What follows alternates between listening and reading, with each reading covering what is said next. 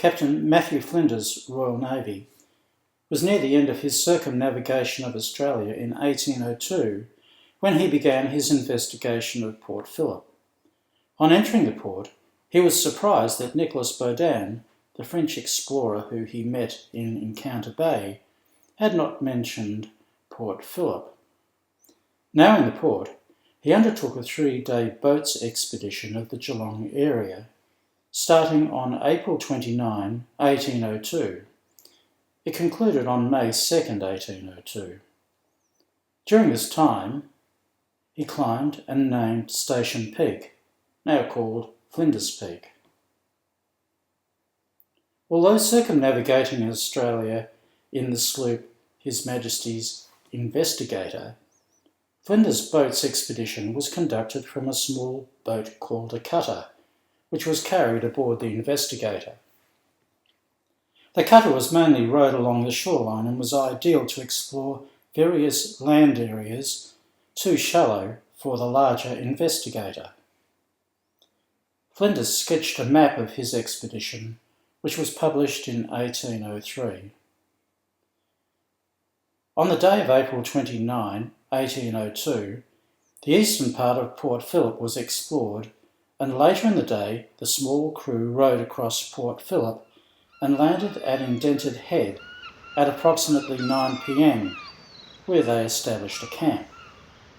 In the morning they reconnoitred the area and found themselves to be less than 200 metres from an Aboriginal encampment that was recently abandoned, probably on Flinders' arrival. On the 30th of April, Flinders examined the Indented Head Peninsula.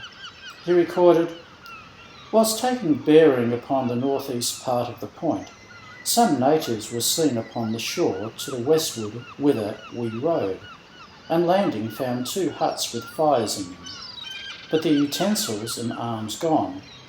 I left some pieces of red bandage, of which they are fond, hanging about the hut, and rowed along the shore towards a large piece of water which extends southwestward."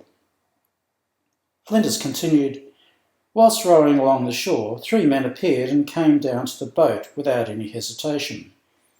They received a bird I had shot and some trifles with much pleasure, and parted with such of their arms as we wished to possess without reluctance. These natives followed us along the shore and saw me shoot another bird which hovered above the boat. On giving holding it, they again ran down to the shore, and on our landing they came again to us.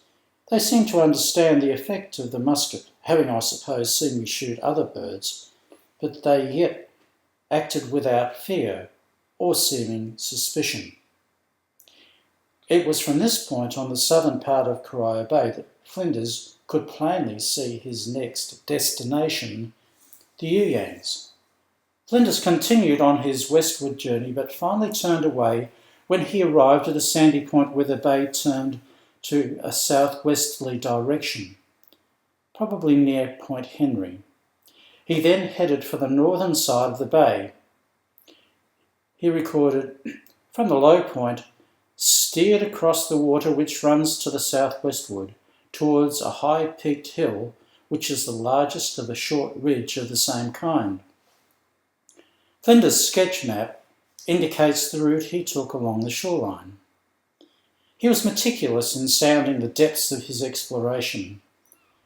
Through to the shoal water, about 1 mile from the shore, he observed there were many ducks and waterfowl.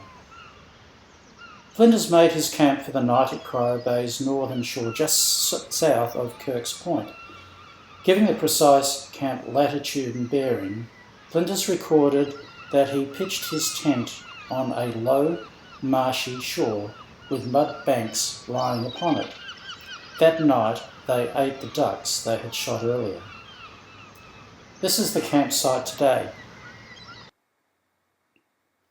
Ready for an early start to climb the Youyangs, Flinders recalled, "At the dawn of the day in the morning I set off with 3 men to the top of the hill, which I supposed to be 6 or 7 miles distant, but found it to be about 10 to the foot of the hill. It was covered with small bladed grass but almost destitute of wood, and the soil was clayey and shallow. 1 or 2 miles before arriving at the feet of the hills, we entered a wood where an emu and a kangaroo were seen at a distance, and the top of the peak was reached by 10 o'clock. From the top, the head of the port, of the water leading southwestward, and considerable extent of surrounding country were within my view. Flinders left the ship's name on a scroll of paper which he had placed under a small pile of stones at the summit. By 3 p.m. he had arrived back at his overnight campsite with no water found along his route. After packing up the site, the crew rowed back to Indented Head and arrived just after dark. He recorded, "Fires had been seen moving along the shore, but the people seemed to have fled, though we found 2 newly erected huts with fires in them and utensils, which must have belonged to some of the people before seen, since there was boiled rice in one of the baskets. The night was uneventful, but a watch had been guarded in case there was trouble. In the morning, 7 natives reappeared on the hill and checked their campsite, finding it undisturbed. When Flinders' party continued back to the Investigator, 3 natives followed the boat for a short time. During his expedition, the Investigator was under the command of Lieutenant Fowler, who had anchored about 3 miles within the mouth of the port, near the southern shore. He had trouble getting there due to the westerly winds and from the shallow water. Flinders explored Swan Bay, which he called Swan Pond. He then made a direct line back to his ship, arriving about 4 p.m. Flinders then continued his circumnavigation of Australia.